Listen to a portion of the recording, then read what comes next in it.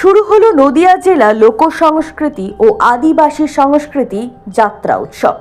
পশ্চিমবঙ্গ সরকারের তথ্য ও সংস্কৃতি দফতরের উদ্যোগে নবদ্বীপ ব্লকের চর মাঝদিয়া চর ব্রহ্মনগর গ্রাম পঞ্চায়েতের চর ব্রহ্মনগর সেবক সমিতির মাঠে 3 দিনের এই উৎসবের আয়োজন করা হয়। মঙ্গলবার থেকে শুরু হওয়া এই উৎসব চলবে 15 জানুয়ারি পর্যন্ত। পশ্চিমবঙ্গ সরকারের সহযোগিতায় নদিয়া জেলা প্রশাসন ও জেলা পরিষদের ব্যবস্থাপনায় এই উৎসব 3 দিনের হবে বলে প্রশাসন সূত্রে জানা গেছে। এখানে জেলার লোক সংস্কৃতি, আদিবাসী সংস্কৃতি ও যাত্রা অনুষ্ঠিত হবে। প্রথম দিনে অনুষ্ঠিত হয় বাউল সঙ্গীত, লোকগীতি এবং ফকিরি গান পরিবেশিত হয়।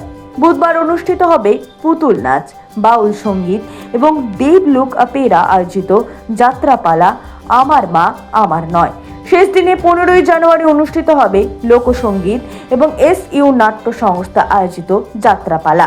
মঙ্গলবারের অনুষ্ঠানে উপস্থিত ছিলেন রাজ্যের মন্ত্রী উজ্জ্বল বিশ্বাস, বিধায়ক পুণ্ডরীকাক্ষ সাহা, কল্লোল খাঁ, জেলা সভাধিপতি তারান্নুম সুলতান আমির, অতিরিক্ত জেলা শাসক নৃপেন্দ্র সিং, নবদ্বীপ পৌরসভার চেয়ারম্যান বিমান কৃষ্ণ সাহা এবং জেলা তথ্য ও সংস্কৃতি আধিকারিক শুভময় মিত্র।